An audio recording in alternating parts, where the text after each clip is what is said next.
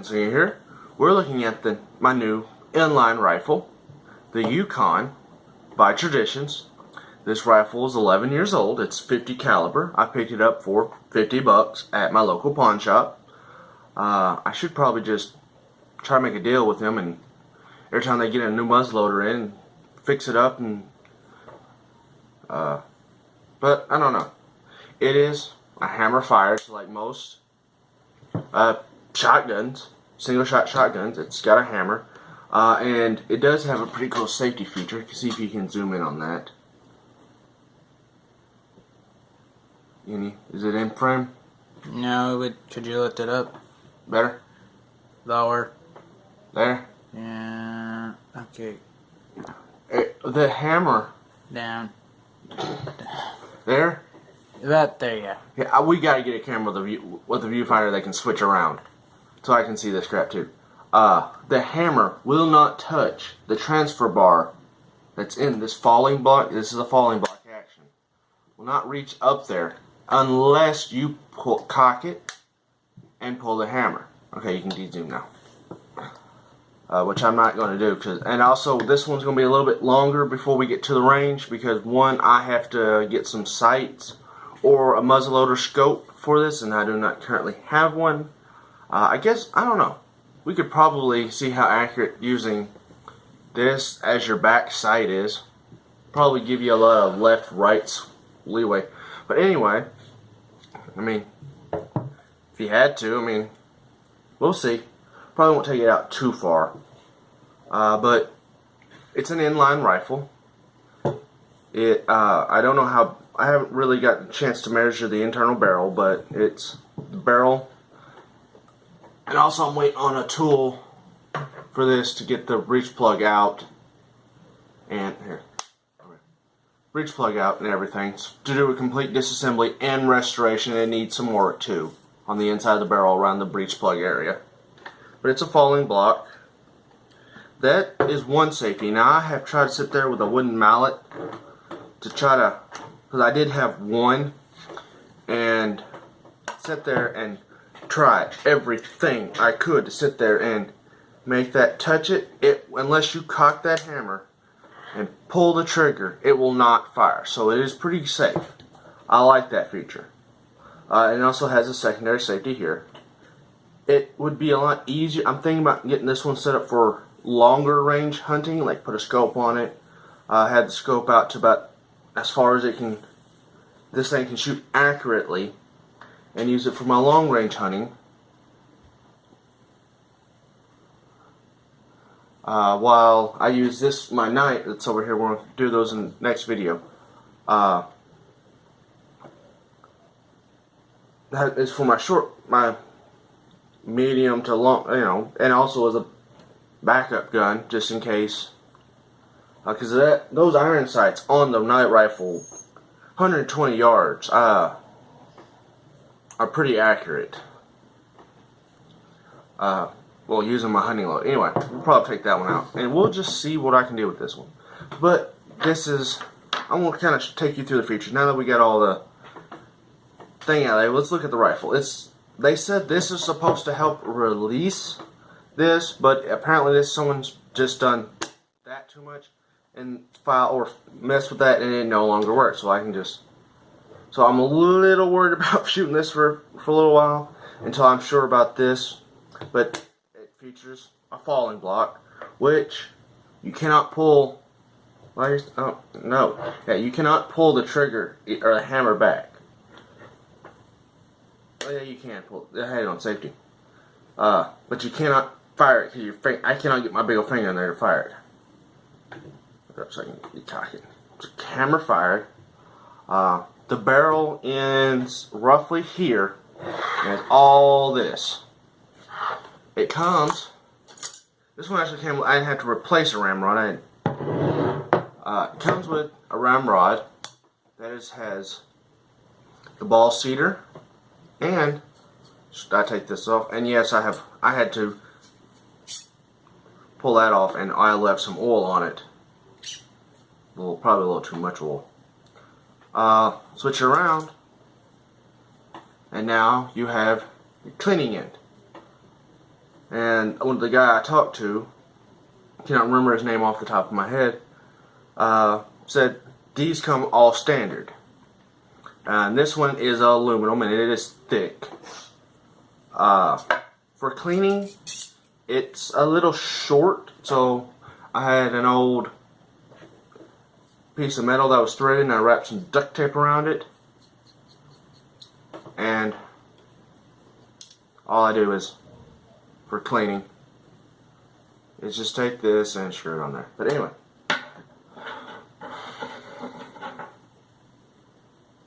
There we go. Now, simple way to take this apart. There's 2 screws holding this on.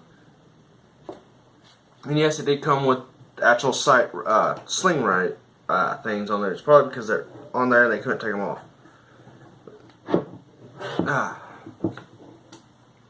Disassembly is really simple, guys.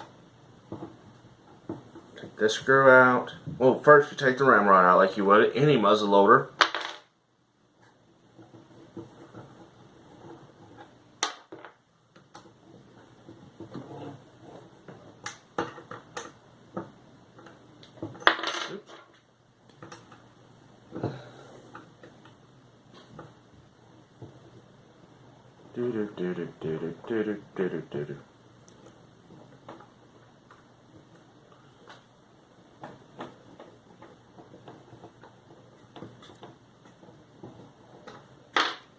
Okay, that's how you get the barrel out. I mean, pretty simple. Falling block, you have another right here. I'm not going to take that out on this video. When I go to restore it, which will be on a live stream on Facebook, on the Facebook page, I should say, Murphy Weapon Survival. But I'm waiting, like I said, I'm waiting on a tool. I don't know how long it's going to be before I can find the right tool, because like I said, this isn't. I have to find some place where they sells aftermarket parts, or call Traditions, and see if they still have one. Or like a universal tool, so I can get that breech plug out and show you all the process of doing all that. With the trigger group, you just pull it, unscrew this, pull it up until it can't go no more, pull back. There's your trigger assembly and hammer. In the manual that I got offline, it says don't do that. Don't take this apart without the manual. So, and I can't look at the manual, but anyway, there's the gun completely, totally disassembled. We're moving her down a bit just so you can see all the parts. Yeah, you have your hammer, which here you can see it kind of almost slaps, goes a lot forward. There's basically your half cock, which after you shoot the gun, you cock it. Oops, that spring came off. Again. Yeah, don't fire this off. That's your trigger spring right there. Pause it real quick so I can fix this. Omnimon pointed out that I should show you how to do this. It's really simple. You take a flathead screwdriver, and then there's this little groove, a little nick right there. You just place that back on there, just in case it ever slips off. There, you know how now. And then there's your, you can get a closer look at your safety, just a slide bar safety. Which for me was hard to press. Yeah. And then after it fires, it'll automatically, it comes back to this position, which, there's your safety, which it basically makes it to where that bar can't go back no more to even cock the gun. So you know you're safe. At least I feel safe. I already said the ramrod. This barrel is about 4 or 5 pounds. I'm not sure. I can't remember off the top of my head. But anyway, let's get this thing reassembled real quick. And then, I mean, because it's just, oh, and you have this little leaf spring that goes back here. I'll show you how to do that real quick. I mean, it's just not that hard, but still. Some people will probably ask. I always drop that in, line it up, and then slide in. A nice tap. Press down. Get the screw lined up. Lift up because you're pushing on the hammer. Make sure it's on fire so you can make sure everything's lined in place. Press on that trigger guard as hard as you can. And then get it set.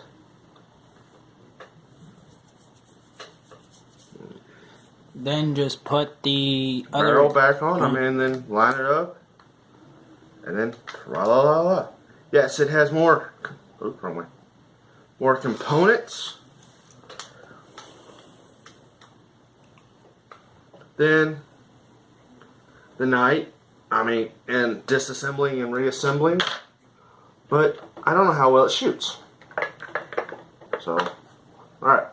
We'll be right back after I'm done assembling this thing. Alright now guys, what I gotta do before I really take this out to the range, oops, forgot to do that, is get either a back sight or a scope that will fit this little mount. I've been talking to somebody, and a front sight, because they took this and the back sight off. So, person who used to own this, F you. But other than that, it looks like it's, the only thing that's wrong with it is most likely they lost the tool, so they couldn't clean it the way that they like to clean it. So they threw it in their gun safe for a while, forgot about it, so needed some money, and then took what they had on it off, sold it, and then probably with a few other ones, and then never cleaned it. And there, I pulled out a shite ton of rust. It looked like a .45 caliber because of the rust. So we pulled out at least 0.005 of an inch of rust, and there's still a thin layer, which I'm going to show y'all how. I cut it down, and then I'm going to show y'all how to make sure there's no more and everything. It's back to being a 50-50, a natural 50 caliber. But I'm just hoping that. But like I said, I gotta wait for this tool before I can do that. I gotta wait till Monday to even order it. So there's that. And I was gonna make this video yesterday, but it was St. Patty's Day, so I spent it with the family. So anyway, guys, and I have to get some 209 primers, which shouldn't be that hard. Well, I'll probably have some before muzzleloading season. They're usually not that hard to find. That's why I wanted one of these, so I could get it sighted in and I have to limit my shots or buy a bunch of them and hope they don't go out during the summertime. So anyway, this is going to be my summer project, basically getting this thing sighted, get it fixed up, sighted in. So there'll probably be a few live streams on Facebook, because YouTube won't grant me the right to live stream on this channel because I don't have at least 30 subscribers. So if you want to start seeing live streams on here, get some of your friends to help us get. We only need 8 more to get 30 to start live streaming, or get the chance to start live streaming. And